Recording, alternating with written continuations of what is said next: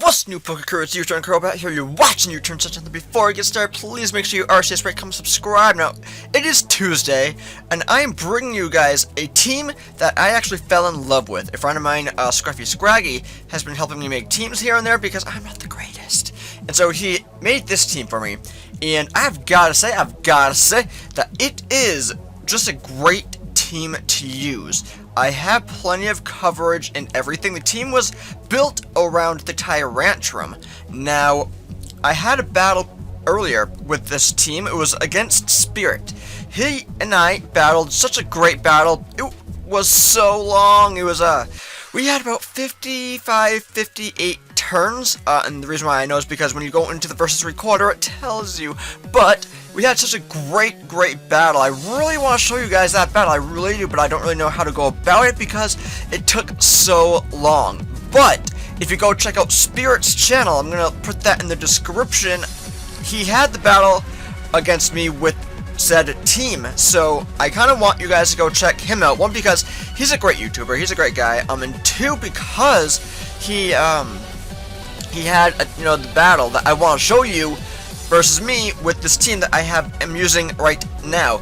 But moving forward, I am battling Vermilion. Vermilion is a follower of mine on Twitter. If you guys want to battle me, then please just hit me up on Twitter. My Twitter link is in the description as well. Vermilion's Twitter link will be in my description, because if you guys want a chance to battle him as well, just hit him up. So I'm bringing my physically defensive wall, Starscream the Skarmory, holding the Rocky Helmet, my special attacker Blue Mystic, the Gardevoir, holding the Scarf, my physically attacking Dragonzord, the Tyrantrum, holding the Lum, my specially defensive wall, Slowqueen, the Slowking, is a girl, holding the Leftovers, my physically attacking Aqua Beast, the Swampert, holding the band, because guys, he's got to keep the band together, he's got to make sure that we don't split. The special attacking Hades, the Houndoom, which is our Mega. There's no name that you need to give. There's no name you need to give a Mega Houndoom except Hades. Hades fits perfectly. So we're gonna go into this battle because I kind of want to explain what I was doing. That's exactly what everyone is doing when they're talking about battles, right? Talking about, what happened in the past. Anyways, I'm leading off with my Starscream simply because I know this Klefki can't touch me. I knew if it decided to use a Moonblast, if it decided to use Dazzling Gleam, if it even decided to set up the screens, which it does, I would have been able to set out my rocks, which come in my favor because I'm just happy that I was able to get my rocks up, because all of his Pokemon are just going to get hurt with those, and that's fantastic for me. But now I need to switch out because this Nidoking can just obliterate my Starscream, and quite frankly, I need that Starscream for later. I didn't know he was going to go for a Thunderbolt. Otherwise, I wouldn't have switched into my Slowqueen. But I can take a hit because I am specially defensive. I'm going to hit my Scald on the Pope, the Nidoking, and get the burn. How lucky is that? I get the burn on the Nidoking because, well, it's pure luck right there. It's Pokemon, you gotta laugh at stupid things that happen.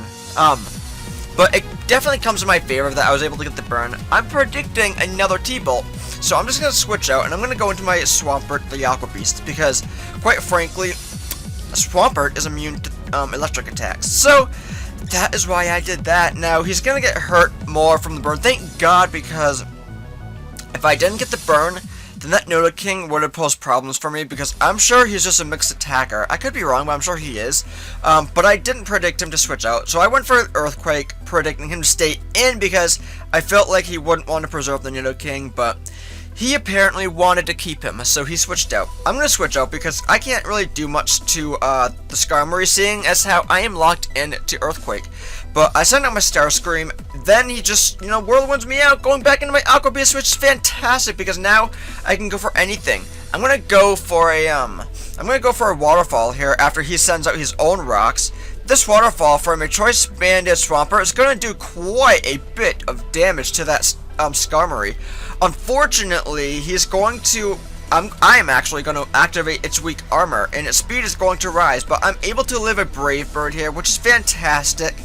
he's just going to take himself out with the recoil and everything, which it definitely helps me in the long run because I don't want to put up with that Skarmory any longer than I have to. So I'm glad that I was able to take, well, I guess I'm glad he was able to take himself out, but the waterfall certainly did help. So he sends out his land shark, the Garchomp. Now, I don't have any people or any teammates that want to take an earthquake, and quite frankly, I could have sent out my Skarmory. I wasn't predicting an earthquake. I don't really know what I was predicting. I was maybe predicting something different. But he went for the earthquake, taking out my Swampert, which is fine, I guess. But I sent out my Starscream. He's gonna switch out because he doesn't want to, deal with anything my Starscream has to offer. But he sends out his Klefki, and I'm just gonna use Roost. I'm just going to use Roost because I can take any attack that Garchomp wants to offer. So even if he did stay in and attacked, I was just going to Roost up anyways. But luckily he sent out his Klefki where I get a free Roost off and get my HP back to 171. So I'm switching out because I need this Klefki gone. So if I can get a few Scalds off and hopefully get a burn, then that's definitely I need to stop saying that. It's just going to help me out. It's really going to help me out because if I get the burn on the Klefki, then that burn is most likely going to help me out in the long run because who wants to deal with a burnt Klefki? Who really wants a burnt Klefki on their team? So I'm going to go for a few Scalds right here only because I need to get a burn. I could send out my Houndoom, but I fear that I wouldn't be able to one-shot the Klefki. So I'm leaving my Slowqueen in here simply because I need to get a few Scalds off. I need to try and at least get a burn. Only because, like I had mentioned before, getting a burn on the Klefki is huge right now. I'm going to slack off because why the hell not? At this point, I need to get my HP back. It's just going to keep drain kissing me, so I need to get my HP back to where I first had it. And even though he has lefties, it is rather annoying, but I just need to pray I get a burn because I really need a burn. I wasn't really planning on it. I just wanted to get a few Scalds off just to get some damage. That was my main intention. I wasn't trying to get a burn or anything, but my luck has it where I get a crit and the burn, so my luck did pay off there, which is fantastic. How often do you get a crit and a burn at the same time? But I wasn't complaining. I was not complaining at all. So I get my lefties recovery, which is fantastic now, and it's more fantastic that this Klefki is now burned because I can switch out. And I can go into my Starscream because the Draining Kiss isn't going to really do much to me now. Not that it was really doing much to my Slowqueen anyways, but I am resisted to Fairy, which is fantastic because this Klefki is not going to get much HP back at all, and it's just going to slowly die from the burn, which is amazing, and it's going to get hit with the Rocky Helmet. That is why I have the Rocky Helmet on my physically defensive Pokemon, so things like this will help me out. If someone wants to use a Drain Punch, if someone wants to use a Draining Kiss, if someone wants to use a Poison Jab, if someone wants to use something physical, they will get hit with the Rocky Helmet. I'm using a Brave Bird simply because I want to get some more damage off on this Klefki. It's going to go down to the burn anyways, but I wanted the process to go faster. So I used the Brave Bird simply because of that reason. I wanted the burn to take him down right now because I don't want to put up the Klefki anymore. So that was my reason for doing that. Now luckily the Klefki does in fact go down, and I don't have to put up with another Steel type anymore. He is deciding to go into his Land Shark, the Garchomp, because he wants to get some damage off on my Starscream, which, is completely understandable, but he's going to go for an Outrage. I kind of hoped he locked himself into a Dragon move, because, one, I can take that, 2, I'm going to hit a Toxic off on the Garchomp, and 3, I have a Fairy type waiting in the back for the Outrage. So, that was my predictions there. But I'm going to poison the Garchomp, which is a huge deal for me because that Garchomp would have ran right over quite a few Pokemon on my team. But like I said, I have a Fairy type waiting in the back, my Blue Mystic, the Gardevoir.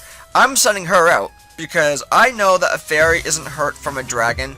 But I'm going to trace the Ref Skin. It doesn't really matter too much, but, I'll trace anything at this point.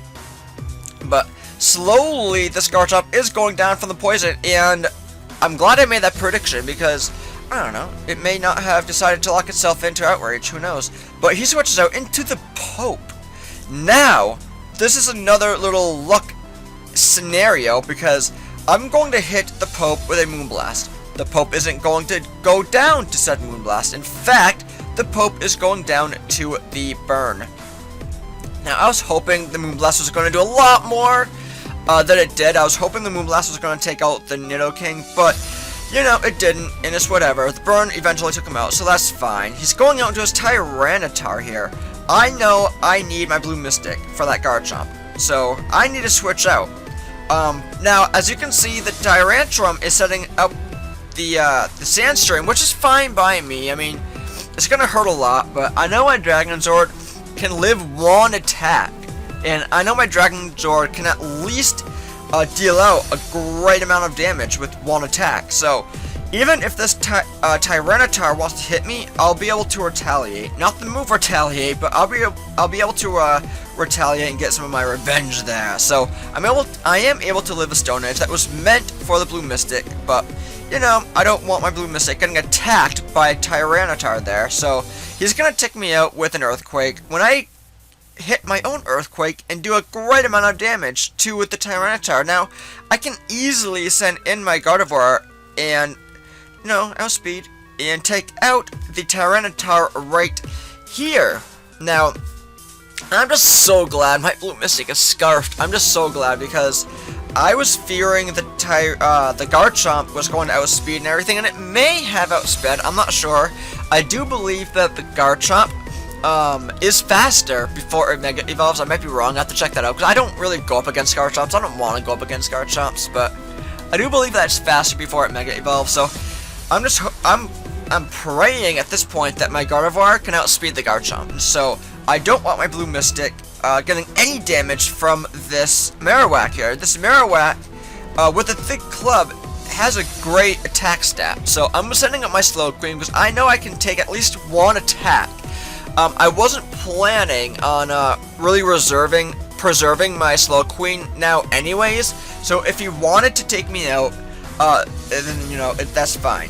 Because I was basically just sending my Slowqueen out there just to try and get an attack off, but he's going to eliminate my Slowqueen from the equation with the Thunder Punch, which really surprised me because I didn't know Marowak could learn Thunder Punch, but it can, and it took out my Slowqueen. So, I mean, that's fine. Like I said, I wanted to send my Slowqueen out there just to get some damage off, but that didn't happen, unfortunately. I send out my Houndoom because I know I have Hidden Power Fire, I do believe. So I just really wanted this Hidden Power Grass, to take out the Marowak, but it does not. It's really unfortunate, and the Marowak is able to get two of my Pokemon down. That's two Pokemon down, and unfortunately, we have to see Hades go down. He didn't put in any work at all. He was able to bring down Marowak to a point where I can bring in my Blue Mystic and take him out with a Moonblast, though. So, you know, that's good. I'm going to trace the Lightning Rod. It doesn't really matter, but, you know, I'm going to trace it anyways. So, I'm going to hit the Moonblast, and it's going to take out the Marowak. And I'm glad it does, because that Marowak is just pesky with the Thick Club and the attack stat and the bleh. So, he's sending out his Landshark. I'm not sure why he sent him out. I think it's his last Pokemon, quite honestly. Yeah, it's his last Pokemon. The reason why I switched out is because I was second-guessing myself. I didn't know if I was going to outspeed or not, but I second-guessed myself, and he's just going to take out my Starscream right here with a Stone Edge. I mean, that's fine. Now it's just one-on-one. It's my Starscream, it's my Blue Mystic versus the Landshark. Now, I need my Blue Mystic to outspeed. I really need it to, otherwise we lose the battle, don't we? So, I'm sending out my last Pokemon, my Blue Mystic, and at this point, I'm praying to God I outspeed. So, I'm gonna get hit with the rocks, which is fine. Now the time comes where I need to figure out if my Blue Mystic is going to outspeed the Landshark. Am I gonna outspeed? Yes, I do outspeed, because I am Scarfed. And I do take out the Garchomp with the Moonblast. I have to hit him with the Moonblast. So I am so happy my Gardevoir was able to take out the Garchomp. in the back of my mind, through this whole battle, I was just really nervous. My Gardevoir wasn't going to outspeed the Garchomp. But looking back on this battle, I know that I made a couple misplays, sending my Slowqueen out to a Thunderbolt, but I was able to get some damage off on that Nidoking anyway, so, you know, I was happy with that decision, honestly. But this team helped me out a lot. It really, really did. And I would like to use this team again in the future because, you know, why the hell not? This team helped me out now. Why wouldn't it help me out in the future? But before I wrap things up here, if you guys want to check out that long battle that me and Spirit had, I'm going to put the link to that battle in my description. So I really hope you guys go check it out because it's such an amazing battle. Like I had mentioned before, I would like to bring that battle to my channel, but it's just really long. I'm not sure how I'm going to go about it. I might have to write a script or something because it's pretty long, and obviously you can tell I'm bad at commentary, so I'm going to have to figure something out, but I'm just going to link it for you guys so you guys can just watch it. But Vermilion, that was a great battle. I'm hoping to battle you again in the future. I am going to link you guys to Vermilion's Twitter page in case you guys want to battle him. He's a good battler, as you can see, so you might get a great battle out of it. But I'm going to wrap things up here. So if you fellow Crobats like these battles, if you like what I'm doing, if you like what I say, then please by all means RCS, rate, comment, subscribe, and I'll see you all Crobats all on the flip side.